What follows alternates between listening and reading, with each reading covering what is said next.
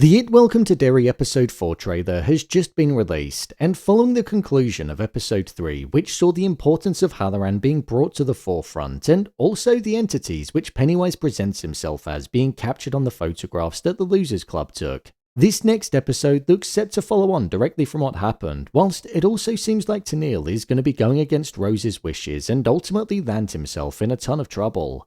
So with that, I wanted to break down the trailer and also give my theories and predictions on what I think will happen next. So let's get into it. Here is It Welcome To Derry Episode 4 Trailer Explained.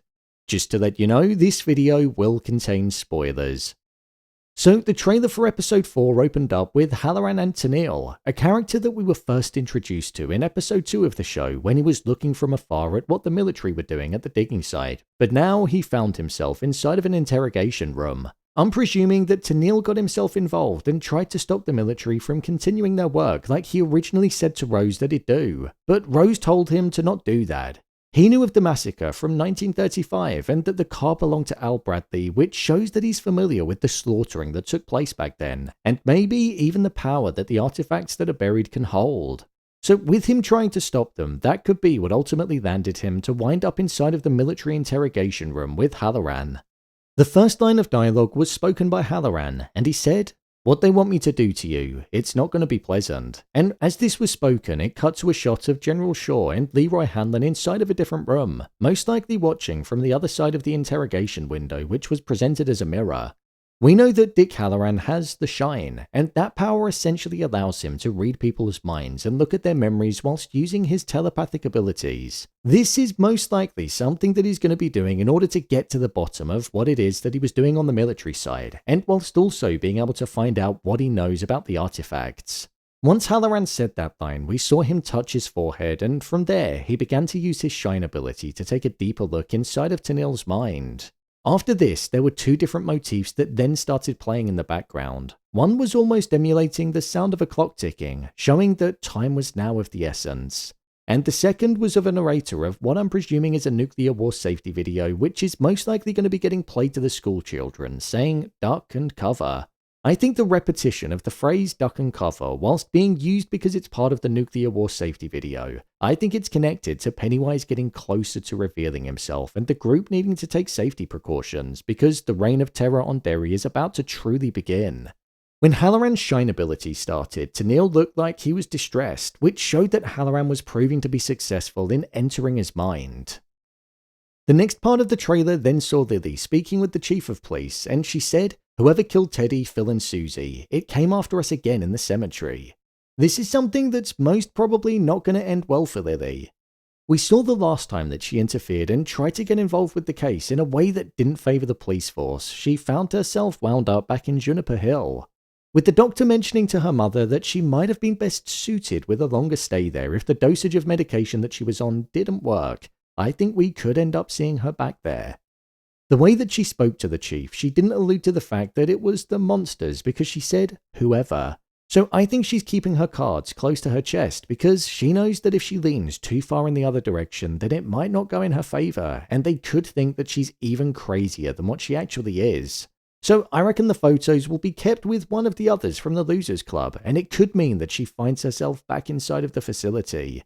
The chief didn't look impressed in the slightest, so it's definitely going to fall on deaf ears.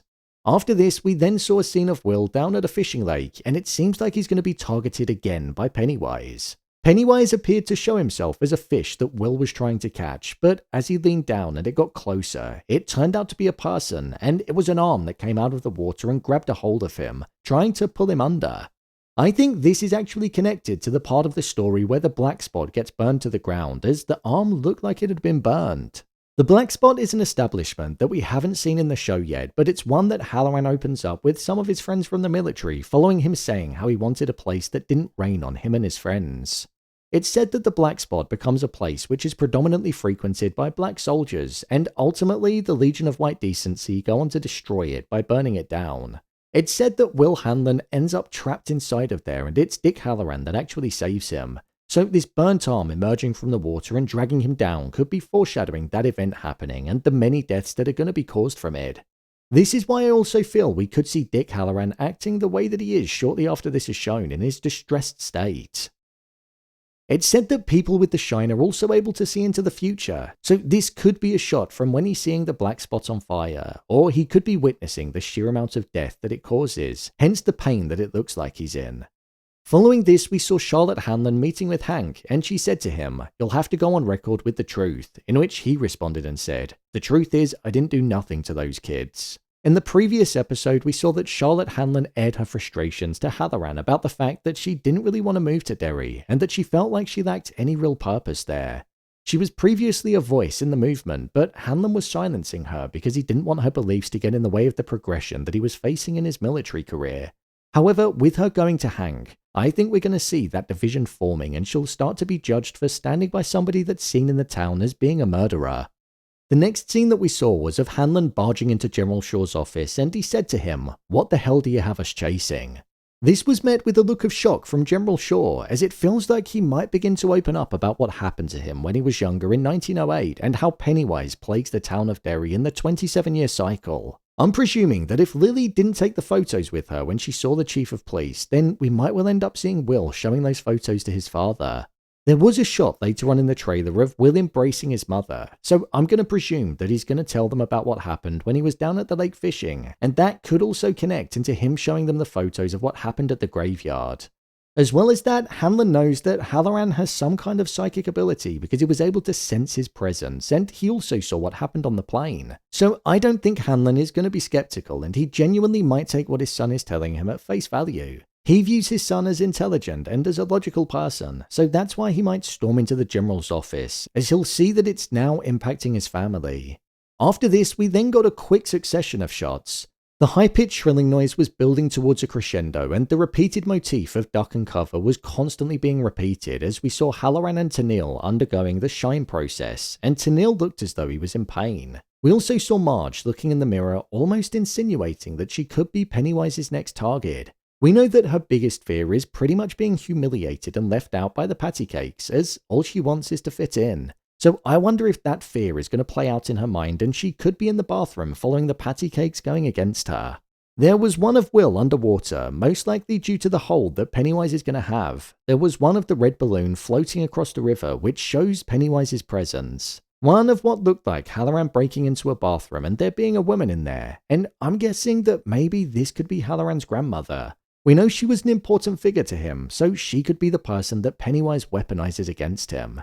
And then it ultimately concluded with us getting a small glimpse of Pennywise outside of a house in the dead of night. I'm thinking this could be Hanlon's house, as everybody in the Hanlon household seems to be connected to Pennywise and his repercussions in some kind of way. Then with that, the trailer came to a close. The next episode marks the halfway point of the season, and it's already shaping up to be one of the best shows of the quarter. So if it continues on in the way that it started, it could end up being the best. We'll just have to see. So, there you have it. It Welcome to Derry Episode 4 Trailer Explained. If you want to see more videos on It Welcome to Derry, then check the playlist below, and don't forget to subscribe so you don't miss future videos. What do you think will happen next? Share your thoughts in the comments. As always, thanks for tuning into the video, and I'll see you in the next one.